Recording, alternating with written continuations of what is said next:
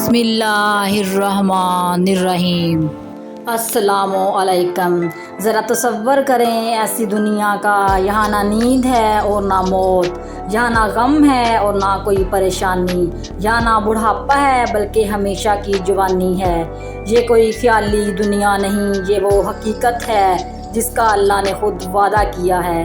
یہ ہے جنت الفردوس، جنتیوں کا تاج، جنتیوں کا اعلیٰ ترین مقام، وہ انعام جو صرف ان بندوں کے لیے ہے جو رب کی رضا میں اپنی زندگی گزارتے ہیں۔ جنت میں کون سے خوش نصیب داخل ہوں گے؟ جنت الفردوس میں جنتیوں کو کون کون سی نعمتیں عطا کی جائیں گی؟ ناظرین اکرام، جنت الفردوس وہ جنت ہے جس کو دیکھ کر فرشتے بھی جھک جاتے ہیں۔ جنت الفردوس عرش الہی کے نیچے موجود ہے، یہاں سے باقی جنتیوں کی نہریں جاری ہوتی ہیں۔ یہاں اللہ کے محبوب نبی کریم صلی اللہ علیہ وآلہ وسلم قیامت کے دن سب سے قریب ہوں گے، اور یہی وہ مقام ہے یہاں اللہ کا دیدار سب سے زیادہ اور بار بار نصیب ہوگا۔ سبحان اللہ۔ فردوس عربی زبان کا لفظ ہے، اس کے معنی سب سے بلند و بالا باغ کے ہیں۔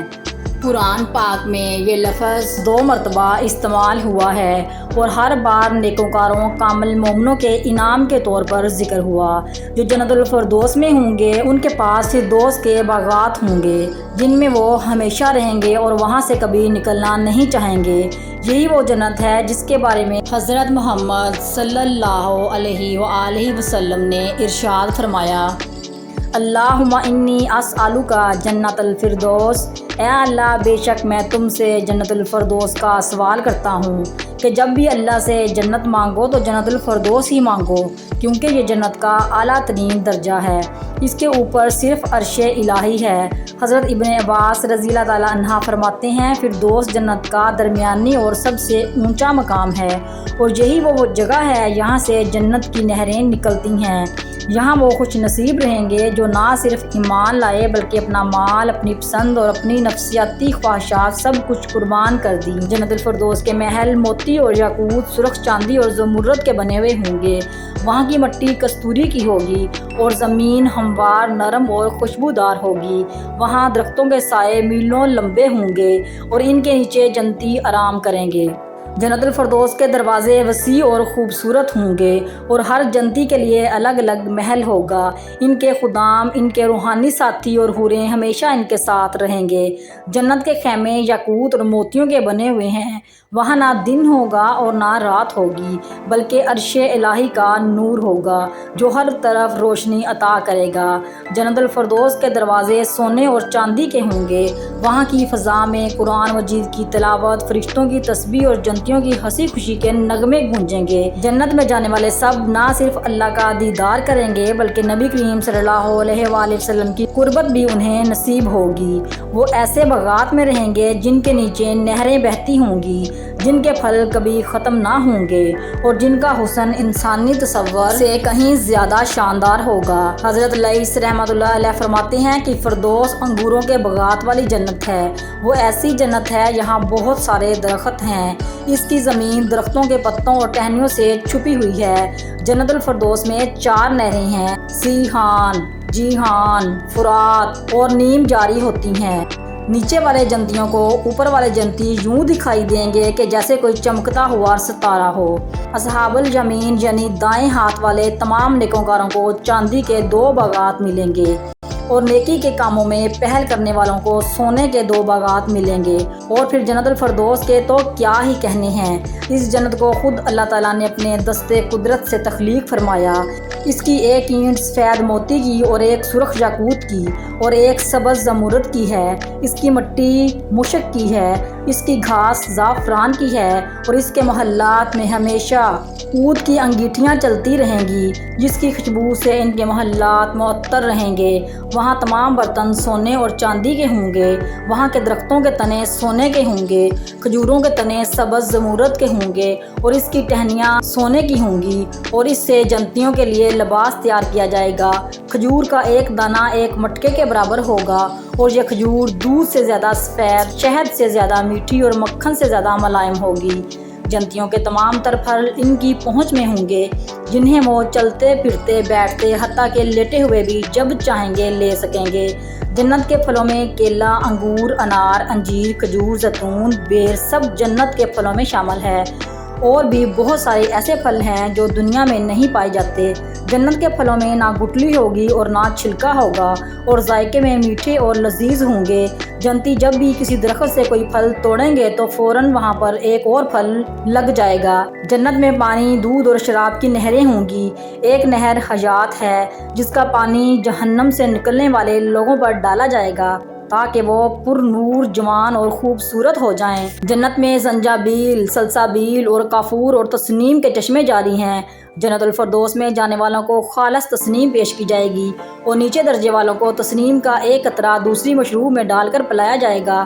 جنت الفردوس میں جانے والوں کے چہرے پر نور ہوں گے، اور ان کی مہمان نوازی کے لیے پرندوں کا گوشت اور طرح طرح کے کھانے دیے جائیں گے۔ جنت میں ہر انسان کو 100 آدمیوں جتنی طاقت دی جائے گی۔ خوبصورت چہروں والے خادم بڑے بڑے سونے کے تھال لے کر ان میں طرح طرح کے کھانے لے کر جنتیوں کی خدمت کریں گے۔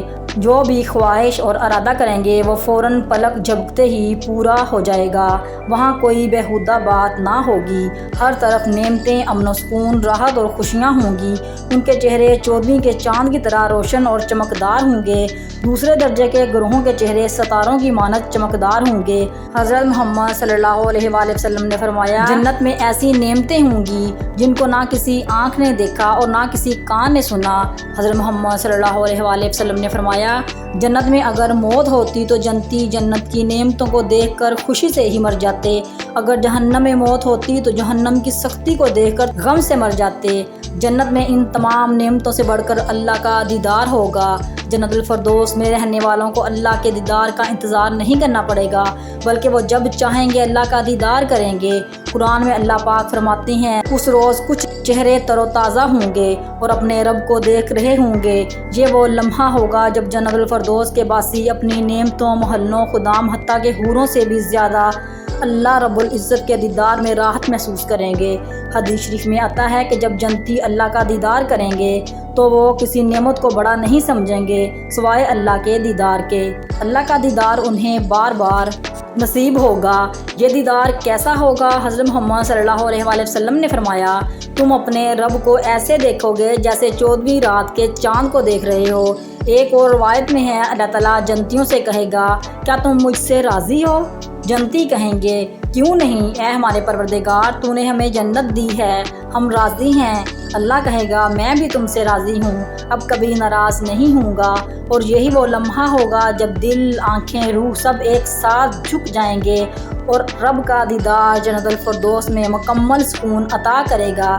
اللہ تعالیٰ قرآن پاک میں ارشاد فرماتا ہے، بے شک ایمان والے کامیاب ہوں گے جو اپنی نماز میں عاجزی کرنے والے ہیں، جو بیہودہ باتوں سے منہ موڑنے والے ہیں، جو زکوٰۃ دینے والے ہیں، جو اپنی شرمگاہوں کی حفاظت کرنے والے ہیں، مگر اپنی بیویوں اور لونڈیوں پر اس لیے کہ اس میں کوئی الزام نہیں۔ جو شخص اس کے علاوہ طلبگار ہوں گے وہی حد سے زیادہ تجاوز کرنے والے ہیں، اپنی امانتوں اور وعدوں کا لحاظ کرنے والے ہیں، اور وہ اپنی نمازوں کی حفاظت کرنے والے ہیں، وہی جنت الفردوس کے وارث ہوں گے۔ اللہ کی ایک VIP جنت ہے جس کا نام جنت الفردوس ہے۔ اللہ نے باقی جنتیں بنائیں کن جنت الفردوس کو اپنے ہاتھوں سے بنایا، کیا چیز بنائی ہوگی؟